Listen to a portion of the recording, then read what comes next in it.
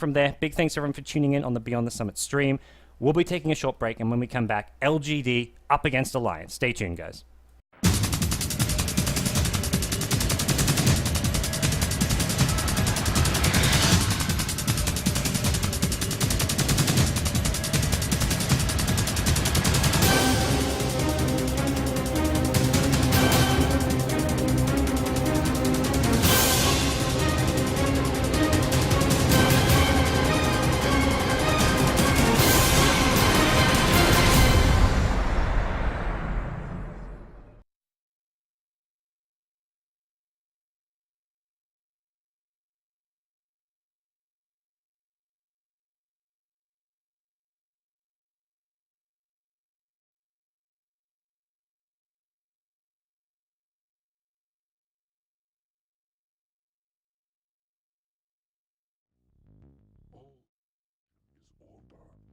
Which must be scattered to the wind. Chaos rides.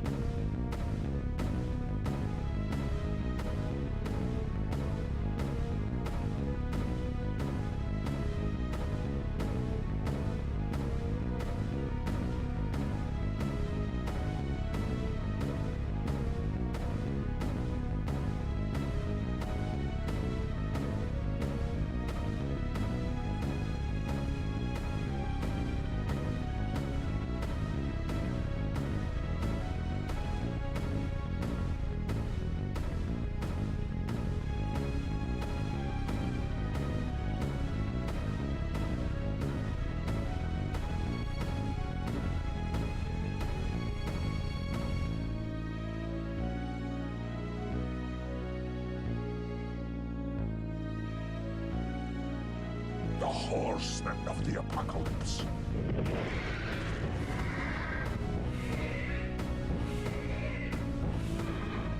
I'll trample your bones to dust. Now you exist on one less plane.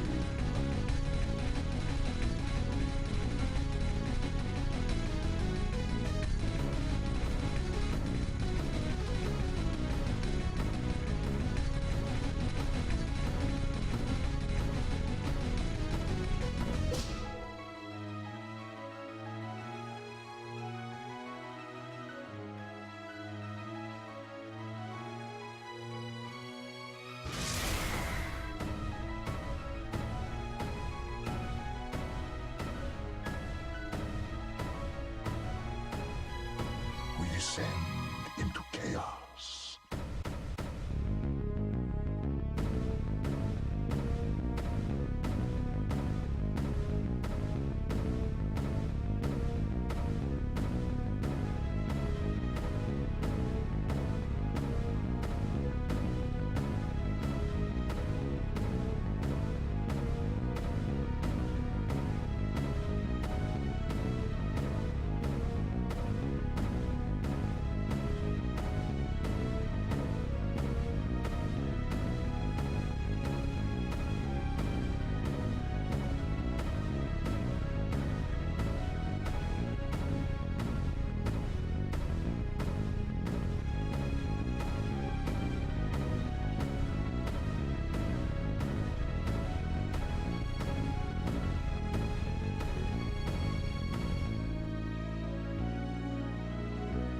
I am a fundamental of the universe. From other planes I come.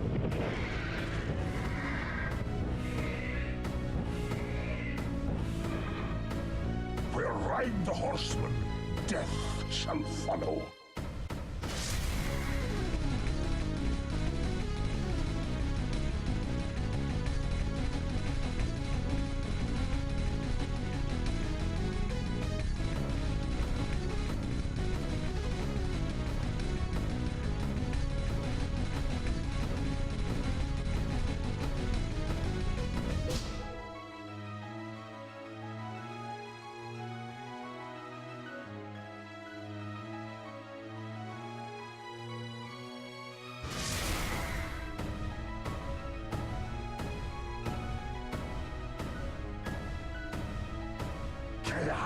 Peace reigns forever.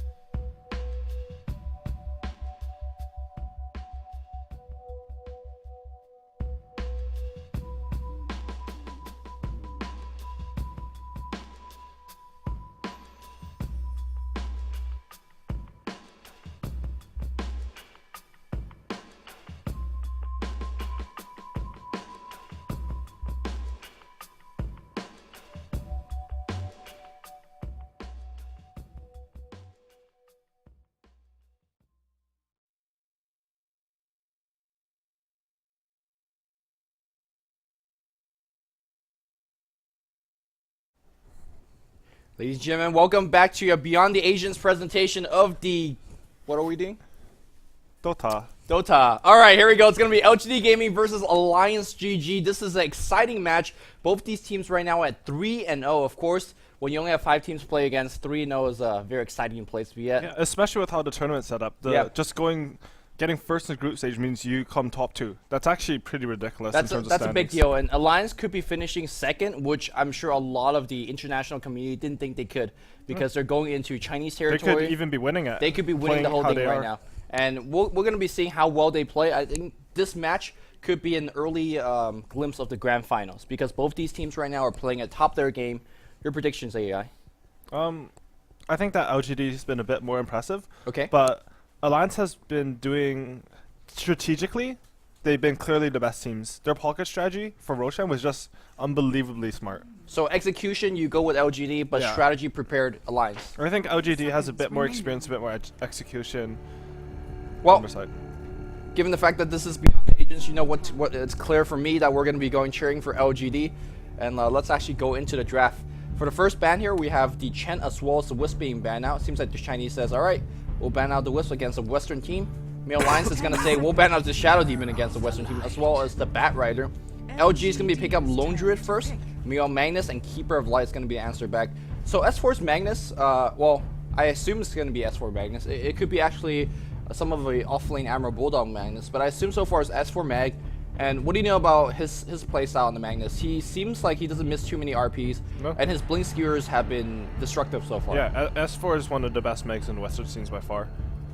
Quite possibly the best one, but don't quote me on that. I don't usually watch that many mid players actually when I'm looking to learn. I hope that they pick up the Clockwork. I keep saying that. I hope they pick up the Clockwork here. I think it's good versus both Meg and Keeper of the Light throughout the entire game.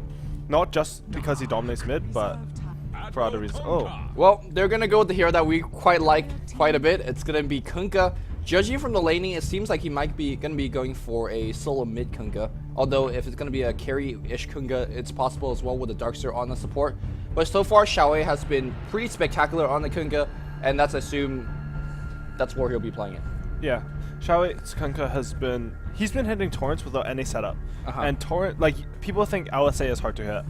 Torrent has a 3 times longer delay on it, and it's but you also have 3 times the cast animation, or the cast range. That is true. But still, Torrent, pretty hard spell to hit off, no setup at all. Yeah, so far the build that we've been seeing out of Kunkka is actually Torrent only leaving it at level 2, and then you max Tidebringer, and then you actually go for X marks the spot at 8 or 9.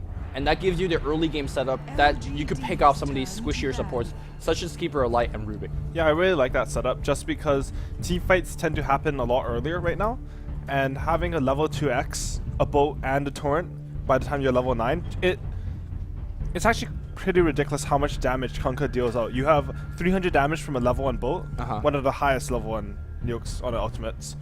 And you have 180 from torrent, and you have a Tidebringer, which is going to deal around I would say 150 pure damage, so basically a 200 damage nuke. That's like around 700 AoE just from one hero. Just from one hero, and so far Darkster is going to provide a lot of other spells as well, such as the Vacuum. It might not be that highly leveled during those early game team fight, but the Iron Shell as well as Surge is going to be a pretty big deal as well. For me right now, judging from the draft that LG has constructed so far, if they could pick early game team fights and win those early game team fights without the Lone Druid, they're going to be in a really good position. Yeah, they really are. And even transitioning into the late game, this is a really good setup. You have 3 heroes that are very strong at team fighting early, mid game, and late game.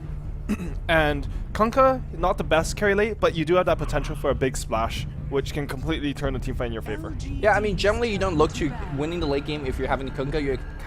You want to dominate the mid game, which is what the hero designed to do. You talked about the damage output, just at level 9. Obviously, it gets a lot better at level 11 when you have Max Torrent as well as a second level with the boat. But we're in the second ban phase here, as Visage and PA now being banned out. So both teams really respecting the offensive power and the draft coming out previously from the other teams. I think PA is a really smart ban by LGD. I actually think that Alliance maybe should have picked up PA as their 3rd pick. She's very strong versus Kunkka. She's very strong versus Lone Druid. Well, Kunkka does have the X to lock her down, but being mobile in team fights against a Lone Druid, I don't know. I just really like her with the Lone Druid, and she's very good with Meg just because he RPs, you immediately get on top of them, whereas some carries you have to get closer and you waste some of the RP time. she's also one of the stronger laning carries. I find it very hard to lane as lone druid versus something like a PA because she can solo you from just so far range that the support can catch up, stun you, and then suddenly there's a blink straight PA and you're dead. Yeah, what we see out of Alliance's PA a lot is to set up the Chen, set up the telekinesis lift. For me, I actually don't mind PA not being picked up till much later on. I feel like PA in this game, most likely, if we see the first 3 draft against Darkseer Kunkka, she might be forced into early BKB because there's so much magical damage. And early BKB isn't a bad thing for PA, but the worst thing is that it will debuff your Magnus in power, so she loses a bit of late game power in that instance, or in that scenario. So maybe PA not being picked up is the correct thing.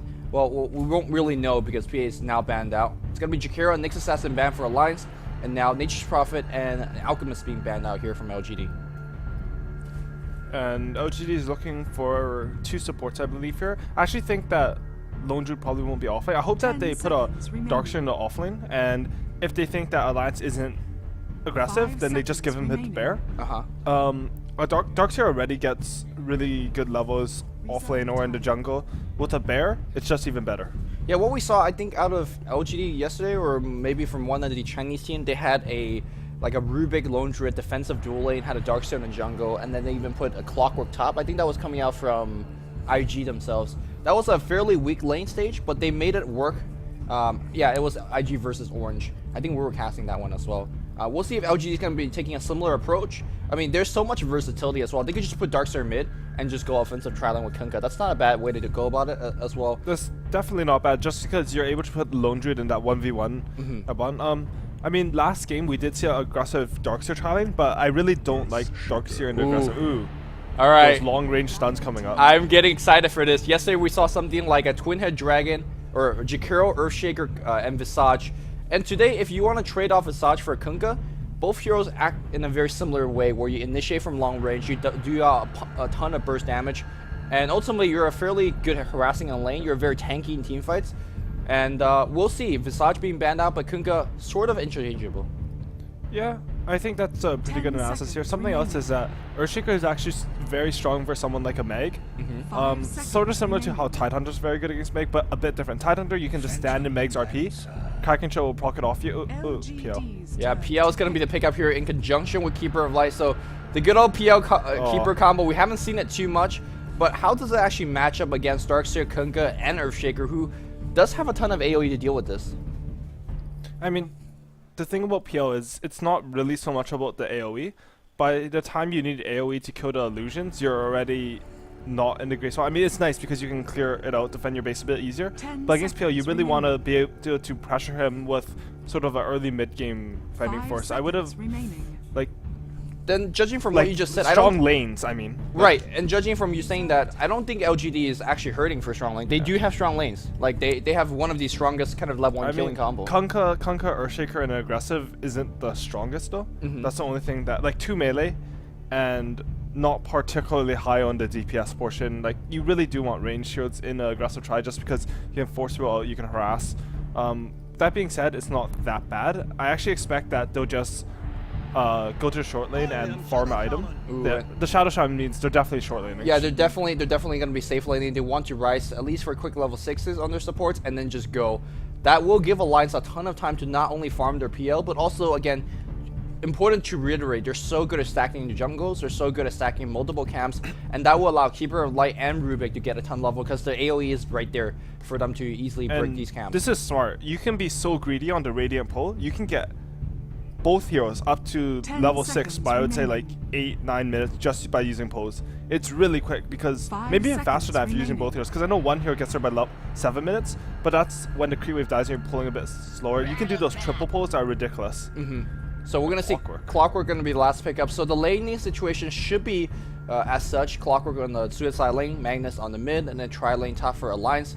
And then for LGD should be Kunkka mid. Yeah, Xiao A has selected the hero, and it's going to be a bear on the bot lane? Yeah, I think it's bear on the bot lane with a whole bunch of pulls. With pulls. I don't really know how I feel about this too much, but I guess with the Rasa pick, there's their only setup.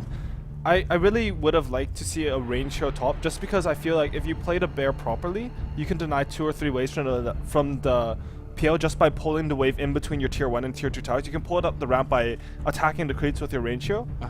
and there are 2 ramps, so it's a bit hard to do, and then there's 1 fogged area as well. But if you can deny waves against a PL, it's just good, right? Like, you're denying their carry full waves of gold and EXP.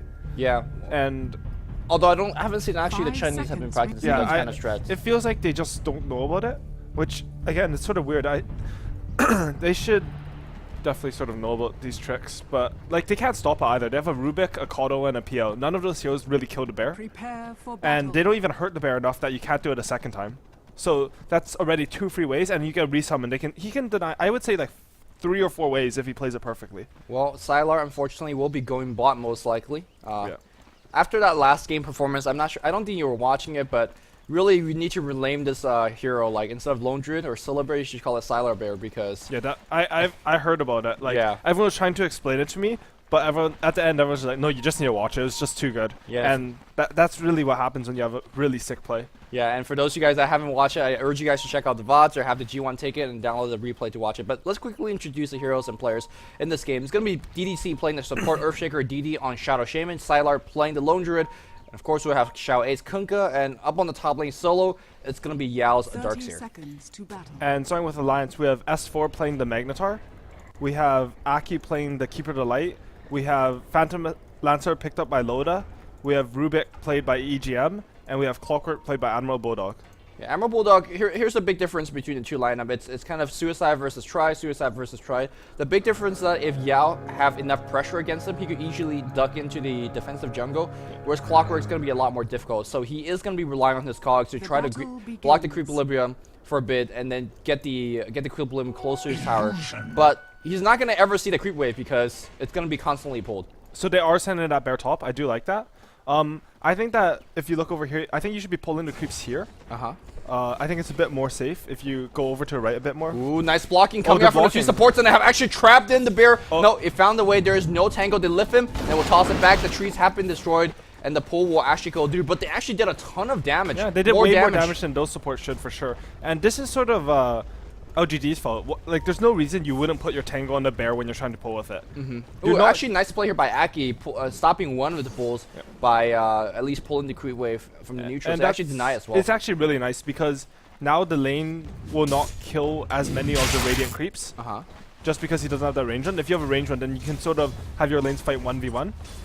So that's quite nice for them. Clockwork is trying to call the creeps back up bottom, but I don't expect him to get very much CS.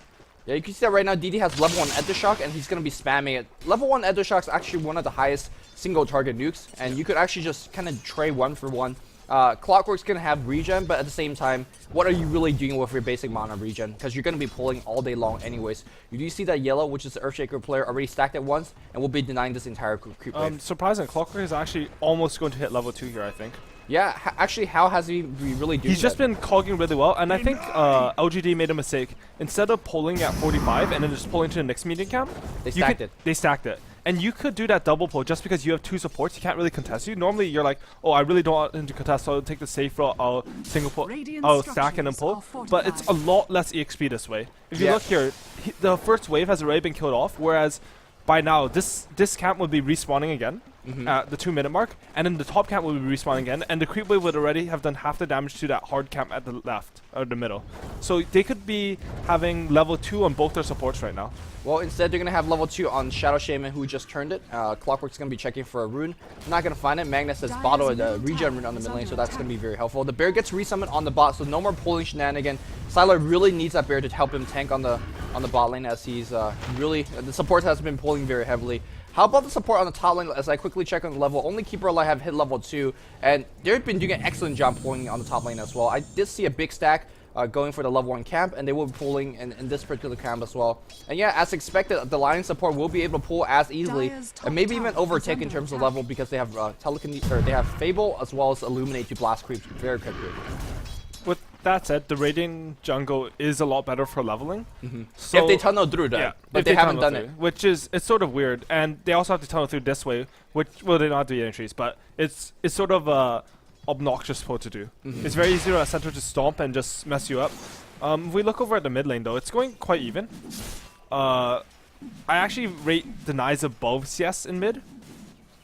That's more of a personal thing. I think that if you can deny a lot of stuff, then the lane will go better for you. But now Kunkka just got the last deny, and oh, Torrent Ooh, Torrent is actually barely going to hit S4. S4 is going to look for a skewer backwards. No, a ton of harass coming out there. And when you talk about the deny apartment, Xiao actually has the advantage because of Tidebringer. Yeah, he does. I mean, at the same time, there is a shockwave, which makes it very hard to deny without getting harassed, but you're completely right with that. If you look at how